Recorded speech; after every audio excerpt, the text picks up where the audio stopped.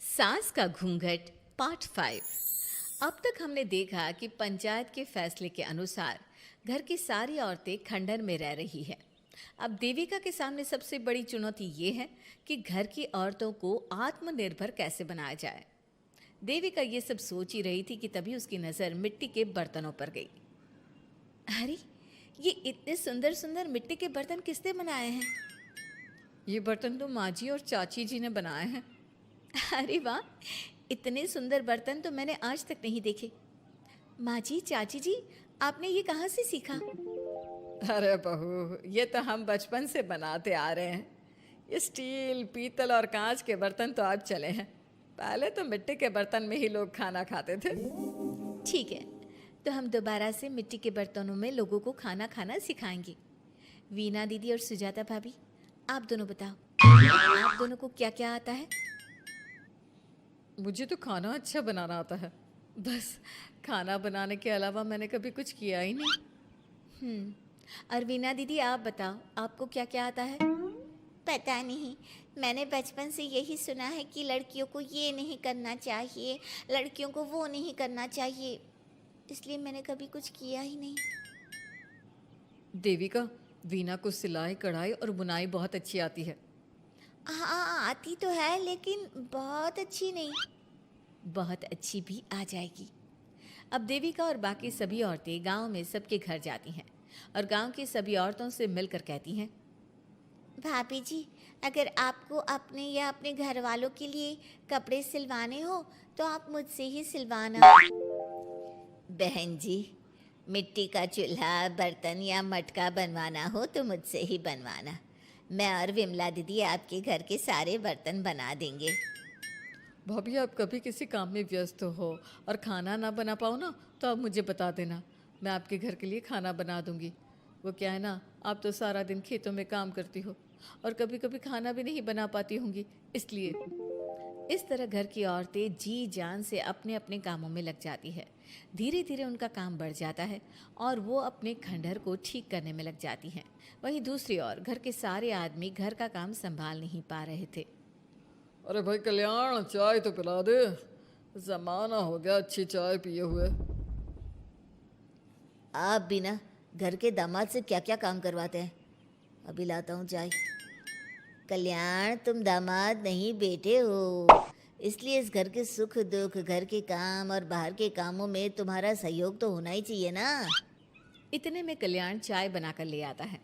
जैसे ही सचिन चाय पीता है तो उसके मुंह से चाय निकल जाती है। जीजा जी, ये क्या बनाया है? इतनी कड़वी चाय। इससे अच्छा तो करेले का जूस होता है। देख सचिन भाई, मैं तो ऐसी ही चाय बनाता हूँ, पीनी है तो पी, नहीं पीनी है तो अपने आप बना ले। मैं खाना बनाने जा रहा हूँ और अकेला नहीं बना सकता, आप में से कोई मेरी मदद करो। सचिन मेरी चाय की बुराई कर रहे थे ना, तुम जाओ अब खाना बनाओ। सचिन और मोहन दोनों खाना बनाने में लग जाते हैं। मोहन भिंडी काटकर कढ़ाई में छोड़ देता है और उसमें पानी डाल देता है। आपने भिंडी में पानी क्यों डाला? शायद पानी नहीं डलता, पता नहीं, लेकिन माँ ने कभी भिंडी में पानी नहीं डाला था। लेकिन बिना पानी के भिंडी बनेगी कैसे, मतलब गलेगी कैसे? बिना पानी के बनाएंगे तो चिपक नहीं जाएगी कढ़ाई से? पता नहीं, चलो देखते हैं कैसे बनती है भिंडी। भैया, कितने दिन हो गए ना अच्छा खाना खाए हुए। खाना तो सुजाता बनाती है, इतना मज़ेदार खाना कोई और बना ही नहीं पाता। सचिन और मोहन खाना तैयार करके ले आए। सभी आदमी खाना खाने लगे। खाना बना तो बहुत बुरा था, लेकिन किसी ने बिना कुछ कहे खाना खा लिया।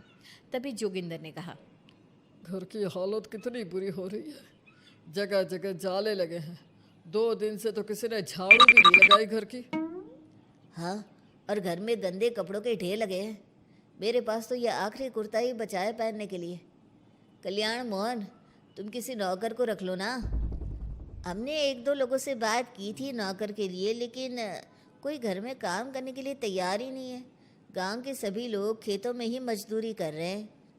घर के सभी आदमी घर के काम में लगे रहते हैं, तो वो अपने खेतों पर भी ध्यान नहीं दे पाते और उन्हें हर महीने आर्थिक रूप से नुकसान उठाना पड़ता है। धीरे धीरे उनके घर की हालत खराब होने लगती है। एक दिन कल्याण सबसे कहता है, घर को तो औरत ही संभाल सकती है, हमारे बस का नहीं है घर संभालना। हमें किसी तरह से उस सब को वापस इस घर में लाना ही होगा। अरे कल्याण बेटा, पंचायत का फैसला था कि औरतें हमसे माफ़ी मांगे, लेकिन उन्होंने माफ़ी नहीं मांगी। अब हम उन्हें बुलाने गए तो उल्टा हमें ही अपनी अपनी पत्नियों से माफ़ी मांगनी पड़ेगी। हमें कोई ऐसा रास्ता निकालना होगा कि वो मजबूर हो जाए हमारे पास आने के लिए। बापू, उन सभी ने अपने अपने काम शुरू कर दिए हैं, क्यों ना हम सबके काम में नुकसान कर दे, इससे वो मजबूर हो जाएंगे हमारे पास आने के लिए। भैया, ये कैसी बात कर रहे हो? इससे वो मजबूर नहीं होंगी बल्कि और भी ज़्यादा गुस्सा हो जाएंगी। मैं तो बोल रहा हूँ शराफत से जाकर माफ़ी मांग लेते हैं। मुझे यकीन है कोई माफ़ करे ना करे, माँ तो ज़रूर हमें माफ़ कर देंगी। नहीं सचिन, अगर हमने माफ़ी मांगी तो ये सारी औरतें हमारे सर पर चढ़कर नाचेंगी। हमें इनके सामने छोटा नहीं होना है। मोहन, कल्याण, तुम दोनों आज से ही काम शुरू कर दो। बस फिर क्या था, घर के सभी आदमी लग गए काम पर। मोहन और कल्याण रात को खंडहर में पहुंचे और उन्होंने सारे मिट्टी के बर्तन तोड़ दिए। उसके बाद वीना ने जो कपड़े तैयार करके रखे थे वो सारे कपड़े उन्होंने फाड़ दिए। सुबह जब घर की औरतों ने ये सब देखा तो परेशान हो गई। अरे, ये सारे बर्तन किसने तोड़ दिए? माँ, किसी ने मेरे सिले हुए कपड़े ही फाड़ दिए। ये हरकत कौन कर सकता है?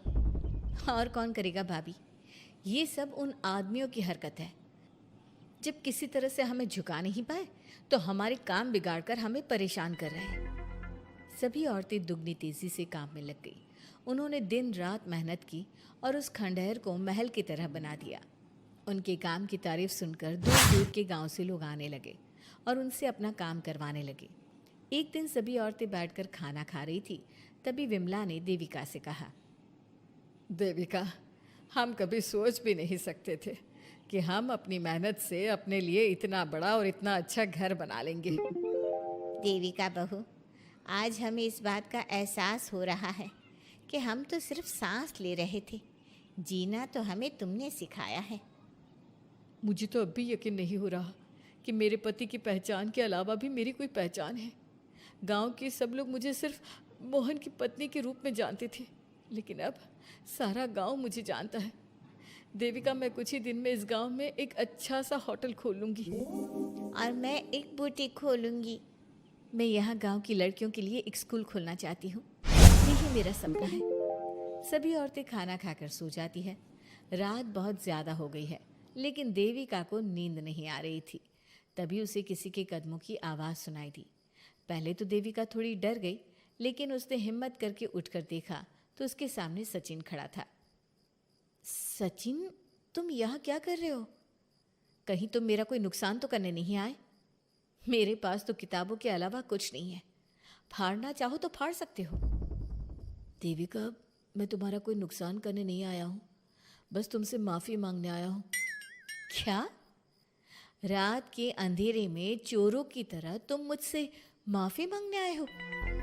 प्लीज़ देविका, माँ और चाची को समझाओ कि वो बापू और चाचा जी से माफ़ी मांग ले और तुम सबको लेकर घर आ जाए। सचिन, तुम भी तो अपने बापू और चाचा को अपने साथ ला सकते थे और माँ और चाची से माफ़ी मंगवा सकते थे ना? प्लीज़ देविका, मुझे माफ़ कर दो और घर चलो। कैसे माफ़ कर दूँ सचिन? तुमने मुझे मरने के लिए छोड़ दिया। अगर माँ और चाची हिम्मत करके मुझे अस्पताल ना ले जाती तो आज मैं और मेरा बच्चा जिंदा ना होते। ना तुम मुझे अस्पताल में देखने आए और ना ही अस्पताल से आने के बाद मेरा हाल चाल पूछा। मुझे तो छोड़ो, तुमने अपने बच्चे का चेहरा तक नहीं देखा और तुम मुझसे उम्मीद कर रहे हो कि मैं तुम्हें माफ़ कर दूँ? कभी नहीं सचिन। देखो देविका, हम सबको बहुत नुकसान हो रहा है। घर के काम की वजह से हम बाहर के काम पर ध्यान नहीं दे पा रहे। घर और जिंदगी दोनों अस्त व्यस्त हैं। वो इसलिए कि तुम सब आदमी संगठित नहीं हो, अपना दिमाग और ऊर्जा हमें परेशान करने में लगा रहे हो।